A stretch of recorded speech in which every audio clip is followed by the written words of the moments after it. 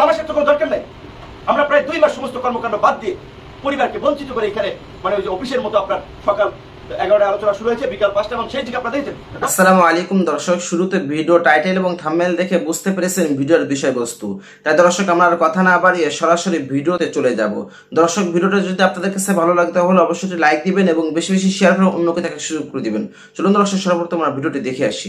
সরকার আমাদের সকলের সরকার, এই সরকারের ব্যর্থতা মানে আমাদের সকলের ব্যর্থতা।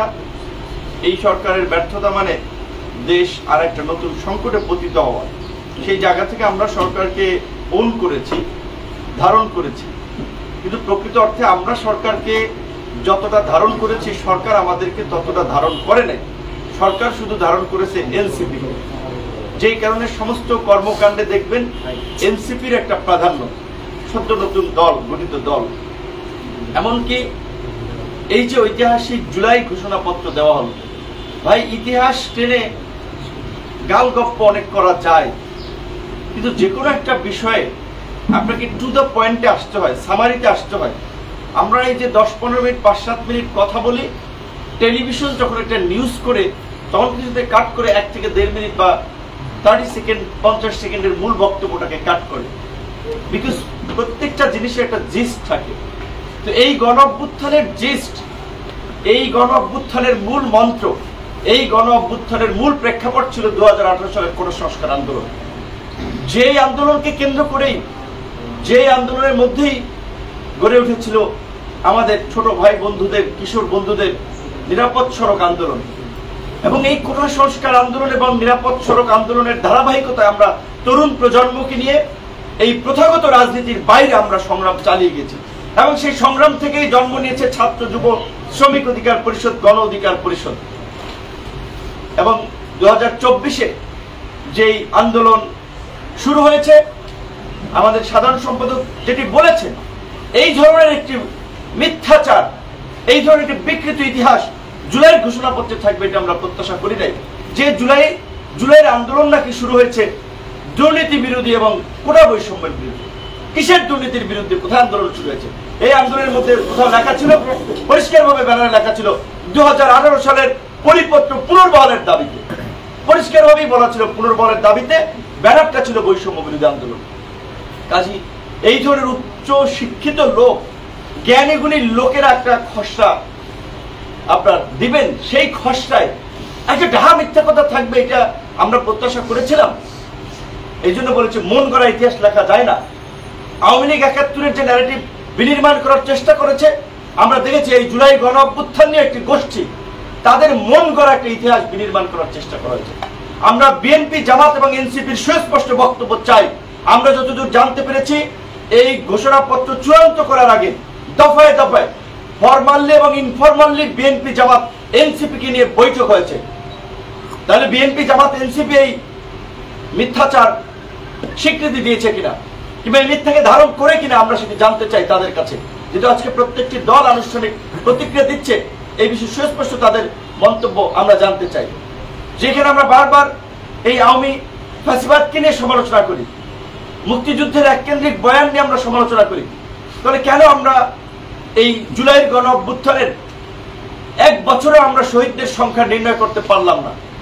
কেন এই ধরনের একটা বড় ডিস্টেন্স, যেখানে জাতিসংঘ বলছে 1400, সরকার হিসেবে 836, বেসরকারি হিসেবে কেউ বলছে 1000 খানেক, কেন এই ধরনের তারতম্য হবে? অভ্যুত্থানের 1 বছরের মাথায়ও আমরা একটা সঠিক ইতিহাস জাতির সামনে তুলে ধরতে পারলাম না। এটাই সরকারের ব্যর্থতা, আমাদের ব্যর্থতা নয়। কারণ সরকারের তারা সঠিক ইতিহাস তুলে ধরতে পারে নাই, তারা সঠিক তথ্য জাতির সামনে উপস্থাপন করতে পারে নাই। ঢাকঢোল পিটিয়ে একটা ঘোষণাপত্র দেওয়ার বিষয় জাতির সামনে হাজির করলেন, সেটাতেও শুভঙ্করের ফাঁকি রয়েছে। এইখানে বলা হয়েছে যে পরবর্তী নির্বাচনের নির্বাচিত সরকারের সংস্কারকৃত সংবিধান, তো তাহলে পরবর্তী নির্বাচিত সরকারের সংস্কারকৃত সংবিধানে যদি এটি অন্তর্ভুক্ত থাকে, পরবর্তী যদি সরকারের ডিসিশন নেয়, তাহলে এই আপনার জাতীয় ঐক্যমত্য কমিশনের নামে এই তামাশার কি দরকার ছিল? তামাশার তো কোনো দরকার নাই। আমরা প্রায় 2 মাস সমস্ত কর্মকাণ্ড বাদ দিয়ে পরিবারকে বঞ্চিত করে এখানে মানে ওই যে অফিসের মতো আপনার সকাল 11টায় আলোচনা শুরু হয়েছে বিকাল 5টা, এবং সেই দিকে আপনারা দেখেছেন 10টা 11টার দিকে আপনার আলোচনা শেষ হয়েছে। আমরা বারবার বলেছিলাম যে এই সংস্কারগুলো নির্বাচনের আগে আইনি ভিত্তি এবং বৈধতা দেওয়া যায়, সেগুলোকে বৈধতা এবং আইনি ভিত্তি দিতে হবে, এবং এই জুলাই সনদের ভিত্তিতে আগামী বাংলাদেশ পরিচালিত হবে। যেই জুলাই সনদের কথা ঘোষণাপত্রে উদ্ধৃত থাকবে, কিন্তু ঘোষণাপত্রে জুলাই সনদের কথা উল্লেখ নাই।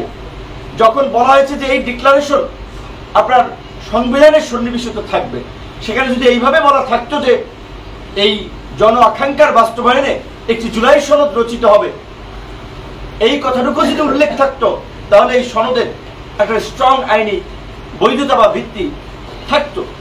সেটি হয় নাই। তাই আমরা পরিষ্কারভাবেই বলতে চাই যে আমরা যদি আজকে বিভাজিত অবস্থান নেই, তাহলে তো পতিত স্বৈরাচার এবং ফ্যাসিবাদ এবং তার দোসররা অট্টহাসিতে বেঁচে উঠবেন। তাই আমরা পরিষ্কারভাবেই বলতে চাই, এখনো যদি সুযোগ থাকে আলাপ আলোচনার মাধ্যমে এই জুলাই ঘোষণাপত্রের সংশোধনী আনা দরকার, এবং বিশেষ করে মূল বিষয় কি এই আন্দোলনের যে ভাই ব্রিটিশ বিরোধী উপনিবেশিকবাদ 47-এর আন্দোলন 71-এর মুক্তিযুদ্ধ গণঅভ্যুত্থানের প্রেক্ষাপট তৈরি করে নাই। 71-এর মুক্তিযুদ্ধের মধ্যে দিয়ে তো আমরা একটা স্বাধীন সার্বভৌম ভূখণ্ড পেয়েছি। এই জুলাই গণঅভ্যুত্থান আছে তার অর্ধ শতাব্দী পরে। সেখানে 71-এর মুক্তিযুদ্ধ, এই 47-এর আন্দোলন, অমুক তমুক এই সমস্ত ইতিহাসের এত আপনার উদ্ধৃতি ঘোষণাপত্রে থাকার দরকার ছিল না। গণঅভ্যুত্থান হয়েছে গত 16 বছরের ফ্যাসিবাদের কারণে। 16 বছরের 3টি নির্বাচনে জনগণকে ভোটাধিকার থেকে বঞ্চিত করা হয়েছে, নির্বাচন থেকে বঞ্চিত করা হয়েছে। 16 বছরে একদলীয় শাসন কায়েম করার জন্য ধারাবাহিকভাবে যে ঘটনাগুলো ঘটেছে, এই সামরিক বাহিনীকে পঙ্গু করার জন্য পিলখানা হত্যাকাণ্ড, আলেম ওলামাদেরকে এই হত্যা করার জন্য শাপলা চত্বরের ঘটনা, এবং এর মধ্যে মোদী বিরোধী আন্দোলন, প্রাইভেট বিশ্ববিদ্যালয়ের শিক্ষার্থীদের আন্দোলন, এবং সবচেয়ে মোমেন্টাম তৈরি করেছে কোটা সংস্কার আন্দোলন এবং নিরাপদ সড়ক আন্দোলন। মূল ঘটনাকে এড়িয়ে একটা অস্পষ্ট ইতিহাস কার সাথে উপস্থাপন করা হয়েছে, কারা এর সাথে জড়িত ছিল, আমরা সেটা জানতে চাই। তারা প্রতারণা করেছে জাতির সঙ্গে, আমাদের সঙ্গে প্রতারণা করেছে। আমরা 15 দিনের 20 দিনের আন্দোলনের মিডিয়া কভারেজে নেতা হই নাই, হঠাৎ করে নেতা গজে উঠি নাই। আমাদের ধারাবাহিক গত এই 7-8 বছরের ধারাবাহিক লড়াই সংগ্রামে রাজপথের রক্ত এবং ঘাম আমাদের এই রাজপথের পিচের সাথে আমাদের মিশে গিয়েছে। প্রত্যেকটা মানুষ যারা আজকে আমরা এখানে বসে আছি, তার এই প্রেক্ষাপট তৈরিতে জীবন বাজি রেখে ধারাবাহিকভাবে লড়াই সংগ্রাম করেছে। এমনকি এই টিভি হারুনের ভাতের হোটেলে গিয়ে যখন অনেকে কম্প্রোমাইজ করেছে, বাধ্য হয়ে কিংবা কম্প্রোমাইজ করে যখন আন্দোলন প্রত্যাহার করেছে, তখন আমরা 2 দফায় রিমান্ডের মধ্যে থেকে আমরা বজ্র ধ্বনি তুলে আমরা কিন্তু পরিষ্কারভাবে বলেছিলাম যে 90% পতন হয়ে গেছে, আর 10% বাকি আছে, সেটার জন্য ধাক্কা দিতে হবে। আজকে অনেকে হিরো হয়ে গেছেন, 10-15 দিনের আন্দোলনে হিরো হয়ে গেছেন। অন্যদের সমস্ত অবদানকে ম্লান করে আজকে সরকারের ক্ষমতাকে ব্যবহার করে, সরকারকে ব্যবহার করে, উপদেষ্টা পরিষদকে ব্যবহার করে আজকে কিংস পার্টি গঠন করা হয়েছে। আর সেই কিংস পার্টির কার্যকলাপ আপনারা দেখতেছেন যে কিংস পার্টি আজকে তরুণ প্রজন্মকে বিপদগামী করছে, রাজনীতিকে কলুষিত করছে। যেই তরুণদেরকে নিয়ে মানুষ পরিচ্ছন্ন রাজনীতির স্বপ্ন দেখেছিল, নতুন বাংলাদেশ বিনির্মাণের স্বপ্ন দেখেছিল, আছে সেই তরুণরা চাঁদাবাজি, ধান্দাবাজি, তদবির, লুটপাটে ব্যস্ত। এই ইতিহাস কারা রচনা করেছে, এগুলো কারা তৈরি করেছে, তাদের বিচারও এই দেশে আগামীতে হবে। যারা দর্শক আজকে ভিডিও পর্যন্ত, ভিডিওটা ভালো লাইক দিবেন এবং বেশি বেশি শেয়ার করে অন্যকে সুযোগ করে দিবেন। আসসালামু আলাইকুম।